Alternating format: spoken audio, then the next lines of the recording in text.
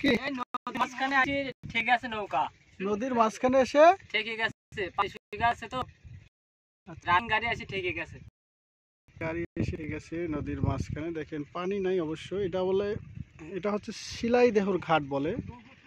তো শিলাইদহ ঘাটে যখন পানি হয় তখন অনেক অনেক দূর দূরান্ত থেকে লোকজন আসে, এসে এখানে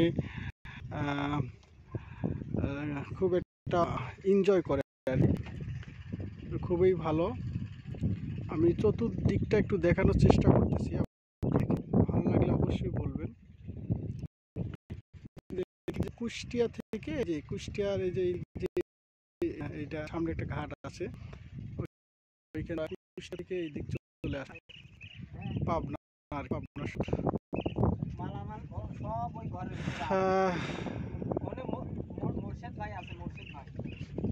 আমি একটু দেখানোর চেষ্টা করতেছি।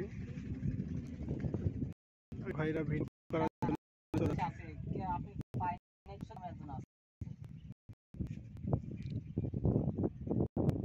এখন দেখতে নদী দেখতে পাবেন, শুধু ঘাট পড়ে আছে। হ্যাঁ, শুধু ঘাট পড়ে আছে।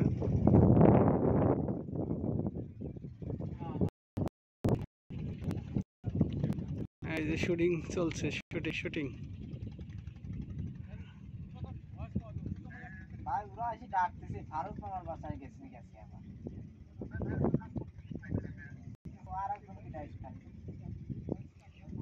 এই যে শুধু কলা বাগান,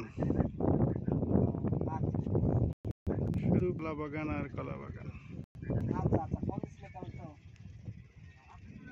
এই যে রোদে গরমে এই যে নৌকায় রেস্ট করতেছে, রেস্টে আছে,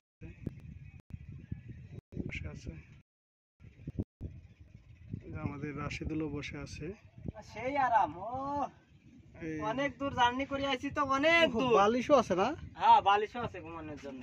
আচ্ছা, ঘুমানোর জন্য বালিশও আছে। হ্যাঁ, যারা রেস্টের প্রয়োজন তারা এখানে আসি রেস্ট নেয়। হ্যাঁ হ্যাঁ হ্যাঁ, খুবই ভালো।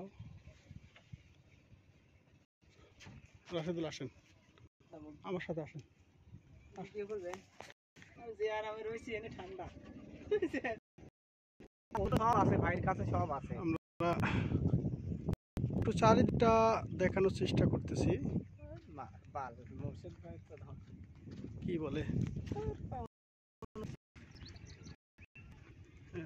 এরা কি করে এখানে?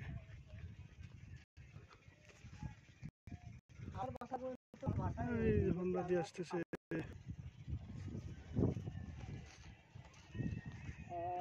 কি লাগবে